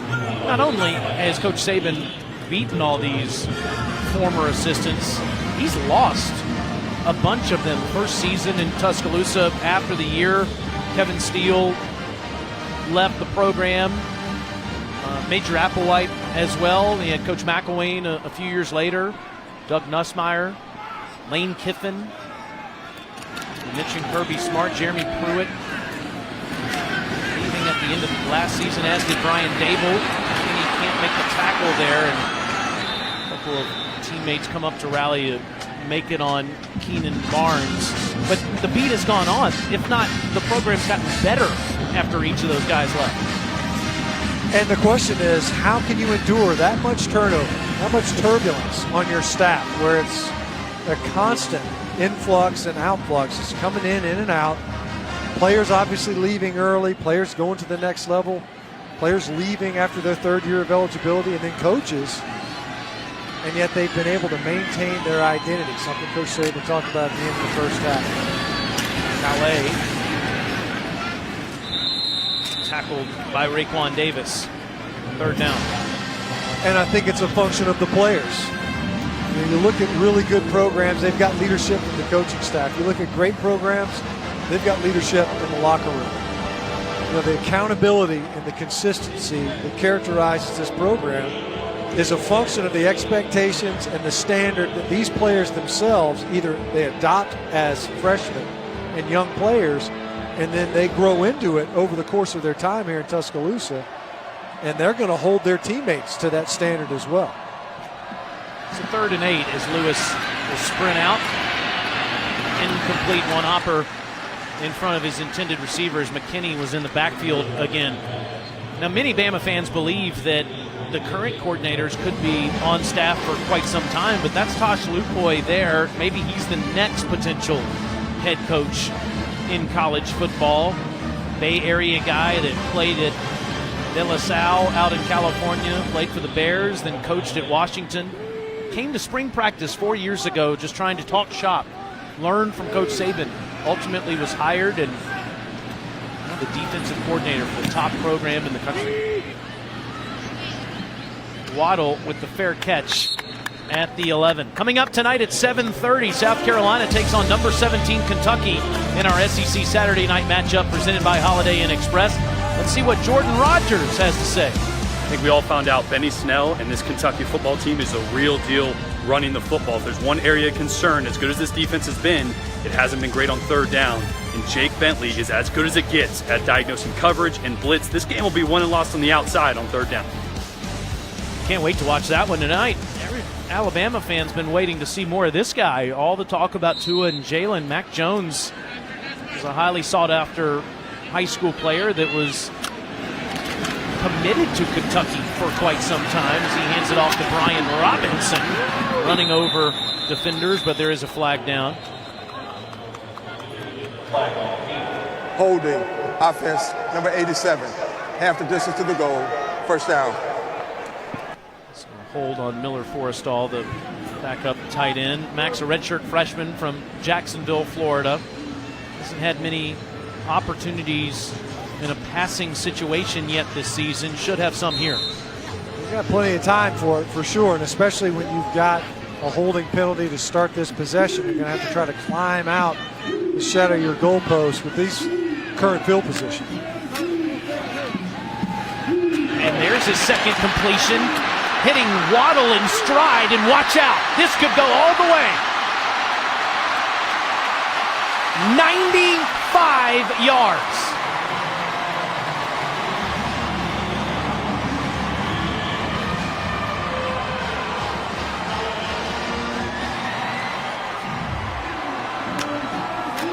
Pretty efficient from Mac Jones. It's downhill from here, kid. They hit Waddle in stride. We've already seen number 17 for Alabama in this game. He doesn't need a lot of space to make you pay. Takes it all the way. A holding penalty, if nothing else, gives Waddle a chance to pad his stats. Keep Mac Jones on the field to hold here for Bulovas. And the extra point is good. All three Bama quarterbacks have thrown a touchdown today. Mac Jones throws his first of his career to the high flyer, the magic man, Jalen Waddle.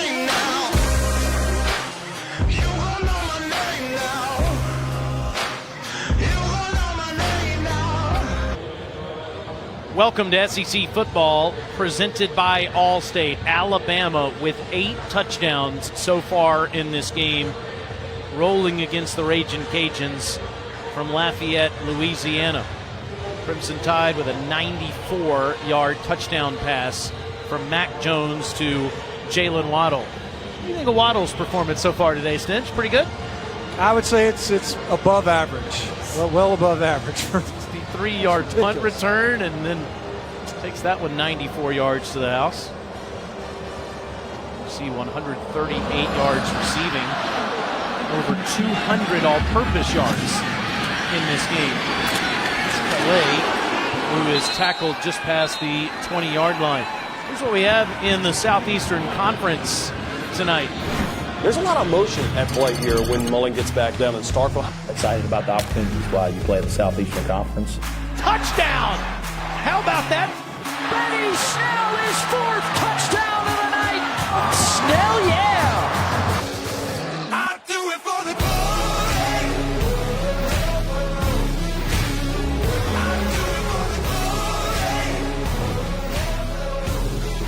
Mullen Bowl at 6 Eastern on ESPN.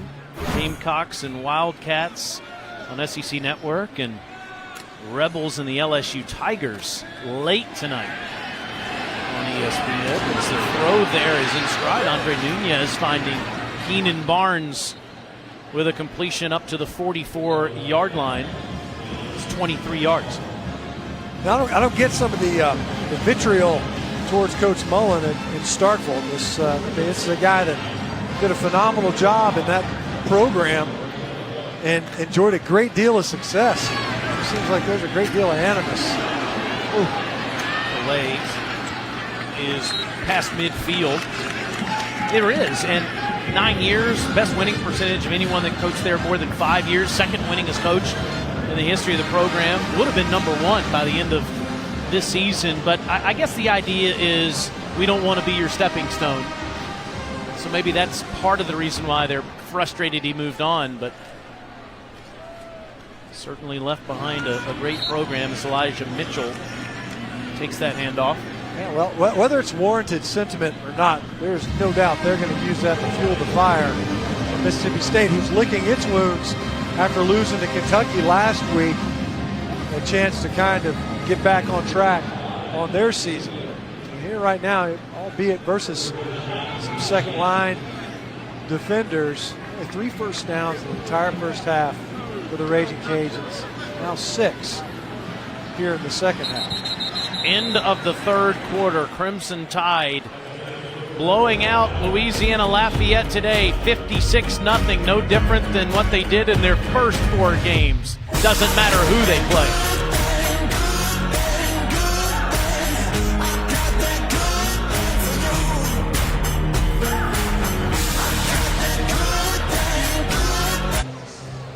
Welcome back to Tuscaloosa. Start of the fourth quarter, Alabama leads at 56-0. Billy Napier takes a lot of his motivation as a head coach from his father, Bill Napier, who was a longtime high school football coach in North Georgia. Bill Napier passed away a year ago this past Wednesday from ALS. He actually first learned of the diagnosis when his son Billy was on Alabama's staff. When I asked Billy this week what he wants to emulate from his father, he said his father's team was toughness. They overachieved. They were known for their effort. They were difficult to defend. And he says most of all, people would look at that sideline and say, how are they doing that? Mitchell takes it near the 40-yard line and had a chance to visit with Coach Napier before the game on the field. And he had some tears in his eyes thinking about this opportunity today to be the head coach against Alabama. And visiting with Coach Saban the other night on his radio show, he told me that the first reason he allowed Billy to come here and interview for an opportunity was because of the respect that Coach Saban carried for his father. Such a successful high school football coach. Elijah Mitchell breaking tackles with stiff arms, and look at this. Near the goal line, he'll be marked out at the 1. That's a 40-yard run. Joshua McMillan preventing the touchdown. You mentioned the stiff arm, and at the end of this run, I don't know, from that look at it, was he out of bounds before this ball breaks the plane? Another look. Ball's in his left arm. You see, as the Joshua McMillan got there towards the end, as it is, an opportunity for the Raging Cajuns to get on the board. Regis at the goal line, touchdown.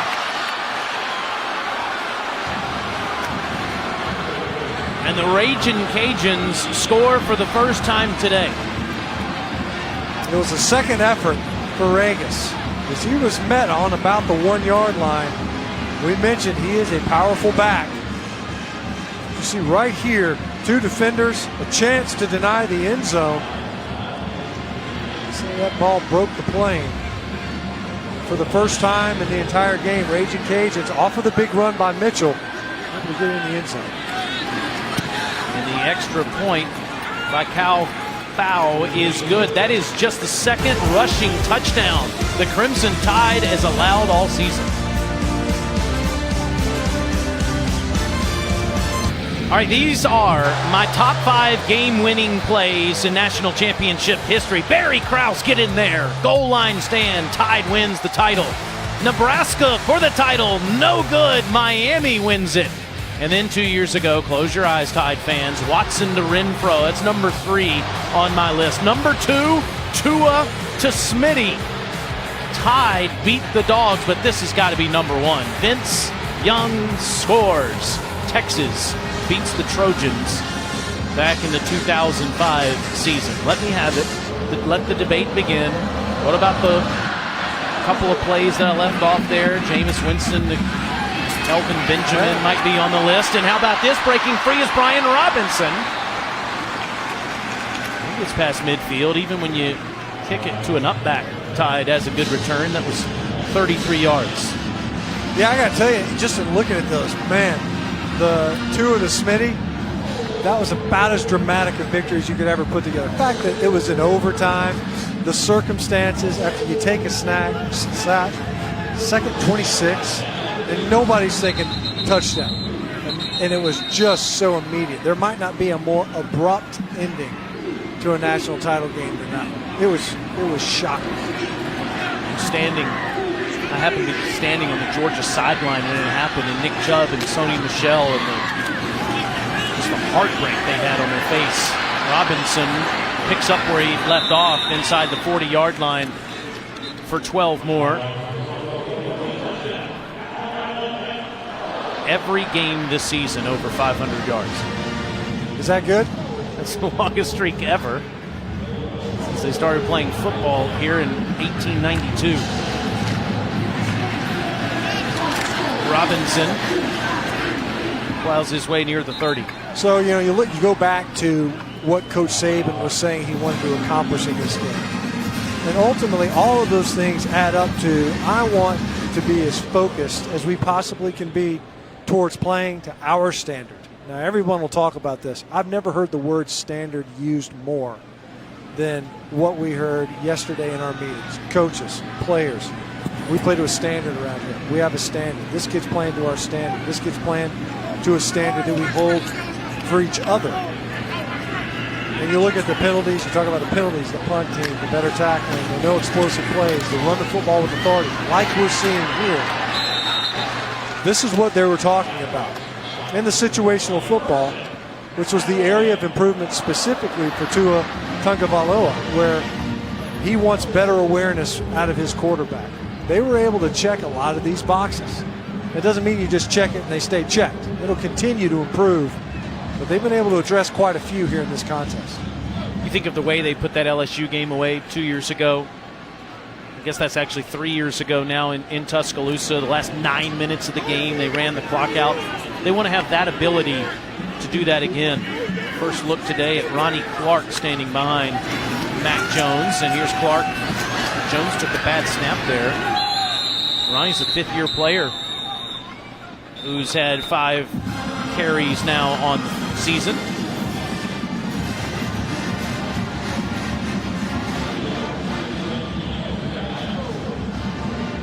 More yards after that carry, and now it's Jerome Ford, who will be the 6th tailback into the game, the true freshman from Seffner, Florida. The guys that don't like this rotation are the equipment managers, because now you just got more decals and helmets you got to polish up. Some of these guys, you don't see any playing time, you just trot them out in the next game. 8th different ball carrier today. And Ford is inside the 15-yard line. Yep. See, so now look at his helmet. So now they're going to have to do something. He's going to have some mark on there, some Raging Cajun red somewhere amongst the crimson. And the equipment guys are over there going, golly, it's just another lid. Something else I got to shine up. See that depth that's out here. Just keep rolling guys in and continue to gain positive yards.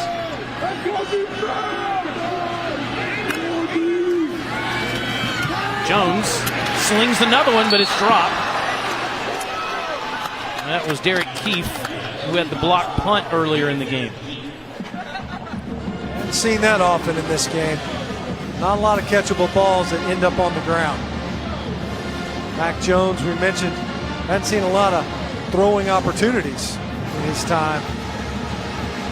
But for all 3 quarterbacks that we've seen, 13 of 16 on their targets, only 3 drops in this game. This could be a big kick for Bulovas to get some confidence back after missing that 24-yarder. This one hits the post. I got an idea what's going to be on his list next week for areas of improvement. Make a field goal.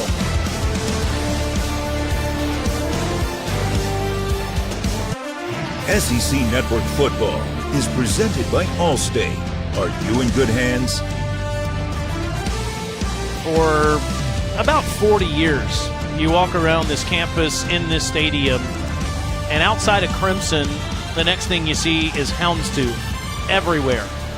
As Coach Bryant left his mark on this great facility. Meanwhile, the current head coach, Nick Saban, continues to have conversations with the kickers as he stops Joseph Bulovas there to have a little quick word with him as Regis takes the carry for a few more years. And I know it's infuriating for Alabama fans to see their program be this successful and have so many issues in the kicking game in the last decade or so. Andy Papanastos misses the field goal to win the national championship last year. He started the season by using Austin Jones, who we may see again at some point, and now using Bulovas.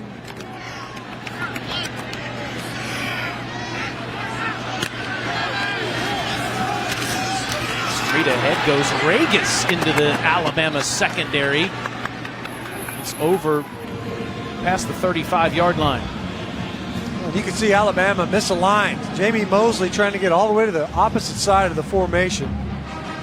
One of the things that the coaches talked about on defense especially was communication. Middle of the field, it comes from your inside linebackers, your safeties, and that it has improved week over week. Here with some subs in, some miscommunication there. Mitchell near the 45, you just saw it on the screen that Regis is at 99 yards. They did allow Kellen Mond to run over 100 yards in the first half last week as a quarterback. Rare to see a running back have this kind of success against the Crimson Tide. Mitchell ripped off a pretty nice run. You know, you could include those, and I'm sure there will be quartered into an explosive play category. Depending on how they're going to categorize that, one of the boxes that the coaching staff wanted to address. No explosive plays. Obviously, rushing doesn't require as many yards to be considered an explosive. But you've seen that here in the second half, the Raging Cajun offense.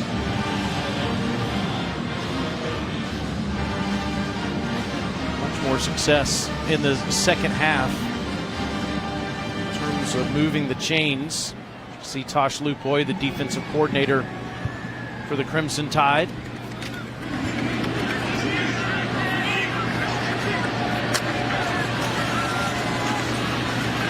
Calais to the 45-yard line. Another thing that Coach Saban mentioned the other night to me, Stinch, is that he was doing some research on Nolan Richardson, the national championship winning basketball coach from Arkansas, and his 40 minutes of hell mission that he had when he was the coach there, to play as hard as you can for all 40 minutes.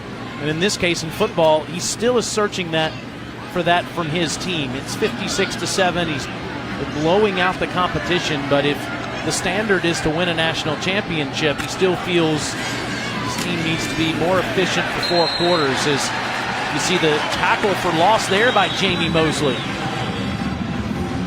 Well, if that's the goal, then maybe he should poll some of their opponents that they played this year, because I'd be curious to see how they would characterize their experience playing Alabama. I would think that it would approximate that standard. It doesn't seem like it's a relatively enjoyable experience.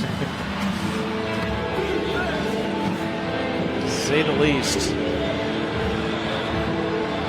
Arkansas is the next one, and that is on the road in Fayetteville next Saturday at 11 a.m. Central Time.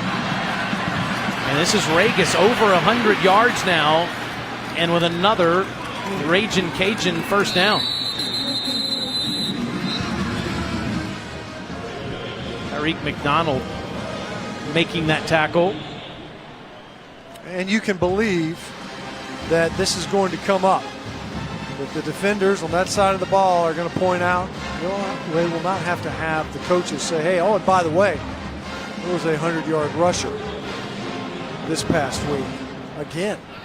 And I'm sure that will also chap some of the defenders. Back-to-back weeks with a 100-yard rusher on the ground. Mitchell inside near the 25-yard line. Monday at 7 Eastern, Thinking Out Loud is back with Greg McElroy and Marcus Spears. We'll talk football and want your participation via social media throughout the show. It's also streaming live on the ESPN app. Marcus there for SEC Nation today, and GMAX got the call with Dave Pasch and Tom Luganville tonight on ESPN at 6 Eastern time in the Mullen Bowl, Florida and Mississippi State. First down, and a rare throw by Nunez, hitting Raheem Malone for 9 more. Nice catch by Malone in traffic. Not only came up with that catch, landed on his feet, and was trying to torque towards the first down marker. Billy Napier, he was talking about his father and how he wanted his team to be characterized. They were finally able to get into the end zone, yes. But to see his players, frontline players, still competing at the end. Iabi Anoma in the backfield, the freshman from Baltimore, Maryland, who flashed some great play last week in the win against Texas A&M. You see a little bit more on Anoma here, a high school basketball player that dreamed of playing in the NBA. He's up to 245. 2 years ago, he weighed 195. Fortnite junkie. Look at that. 50 sacks, by the way, Stinch, in 2 years of high school football. Mike Loxley was the first to notice him. As Nunez will throw a 3rd and 3, and wide open for the touchdown is Jamarcus Bradley as he gets behind Jared Maiden. That's a couple for Maiden. Maiden was on the receiving end of the Elijah Mitchell stiff arm. Now in coverage versus Jamarcus Bradley. A couple of scores now for the Raging Cajuns.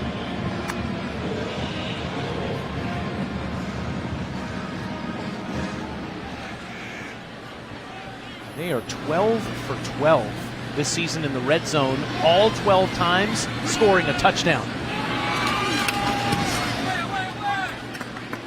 Impressive second half from Billy Napier and the Raging Cajuns, outscoring the Crimson Tide 14-7 in the second frame.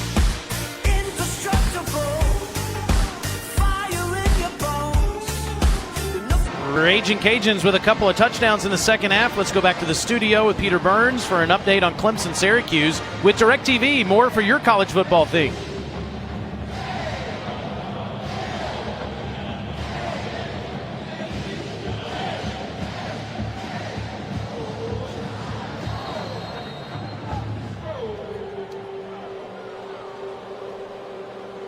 That is a big wow there, PB.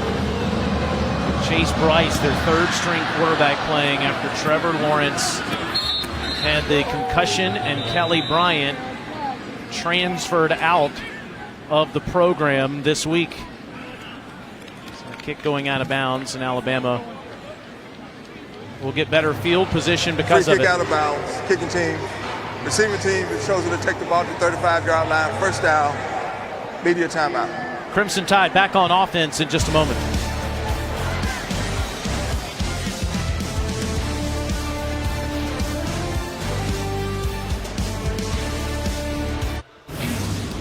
And now let's look at today's Capital One pivotal performance, a complete performance from the ground game today. And a well-rounded one at that. You've got multiple contributors, Joshua Jacobs, Najee Harris, among them. But what Alabama wanted to do was get back to a physical run game, one where you're not going to have passes tagged on. Turn around, hand the football off, get downhill, and see if you can establish that identity in the ball game. They did it early, and they did it late. Here in the second half, it's been a little bit derailed, but I think the message was not only sent over the course of this week, but well received here on Saturday. Brian Robinson with another nice carry as Jacques Boudreau makes the tackle. Over 25 yards rushing for the Crimson Tide today. They do not have a 100-yard rusher. That's because they have too many options. Only had one this season as Damian Harris went over 100 yards a few weeks ago.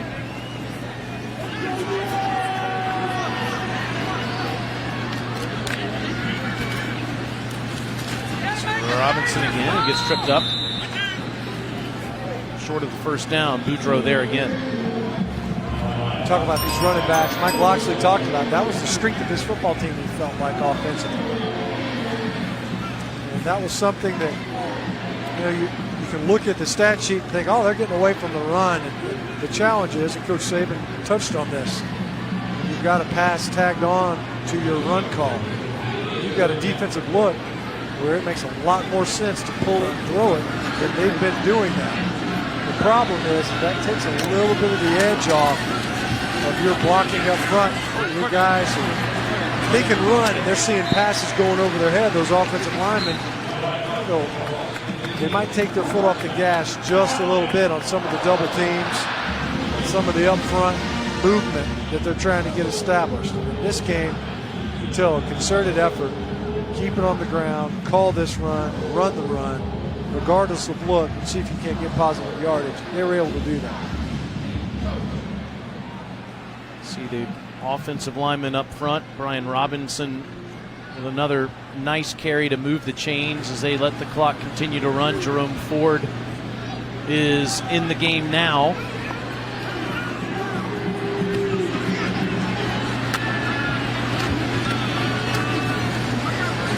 Follows a sea of Alabama blockers inside the 40-yard line down near the 35. It's a ninth different rusher today for Jerome, or eighth rather, the different rusher for Alabama. As Booker made the tackle there, 13-yard rush for Ford. Chris Owens came in earlier this game at left tackle. Jonah Williams first went down. Now in the center of the Alabama offensive front, number 79, showing some of that versatility that he has, probably understanding of the offense as well as owing to his insertion into the lineup when Williams went down. And look at Ford gash him again as he's out of bounds near the 20-yard line. If you liked all our bio blasts that we've done today on the Crimson Tide, have you learned something? Thoroughly enjoyed it. I think, Fortnite enthusiast. I think you might like this one. Jalen Armour Davis. Now, he unfortunately had an injury a couple weeks ago before the Arkansas State game. Now, he's from Mobile, Alabama, won the 5A state championship, and he's got to be a future St. Paul Saint Hall of Famer. Sure. There's some others that are alongside. And Taylor Suarez. How do you say that? Suarez. Okay. I'd like to meet that dude. 5 for 5 in the Mobile references. This one took a little creativity this week. 54 seconds to do it. Ronnie Clark to the 15-yard line. I'm sure you hope for a speedy return for Armour Davis. I do, and that was really unfortunate in warm-ups for the Arkansas State game, and he's one of the guys they were hoping for to count on in the secondary this season. So that with that carry, that's a season-high 608 total yards now for the Crimson Tide today on what should be the final play of the game, with Clark getting the handoff and tackled at the 15-yard line. Met in the backfield there by Braylon Trahan, and that's it. Alabama hangs 56 on the Ragin' Cajuns, who fought hard for 60 minutes with old friend Billy Napier coming back to Tuscaloosa today. It was about as complete a first half as you could have wanted. Got a little bumpy in the second half, but yet another impressive victory for the Tide. And Coach is with Chris. Coach, you challenged your team to come out and play with some pride. How did you think they responded? I thought we played really well in the first half. You know, you like to finish games a little better, but we had an opportunity to play a lot of players, which, you know, is great for team morale, and we're happy to be able to do it. Sometimes you like to see them play a little better. When Jalen came out today, his fifth game, he got a standing ovation from the crowd. What can you say about the way that he's handled his situation this year? Well, you know, Jalen's a first-class guy. He's a really good player. He's won a lot of games around here for us, and I think he respects the program, and we certainly have a tremendous amount of respect for him. And he's done a wonderful job, and he's a great team player. Thank you, Coach. All right, thank you. Nick Saban 5-0, number one in the country after a 56-14 victory today. SEC Now is next with Peter Burns, Gene Chizik, and Chris Doering.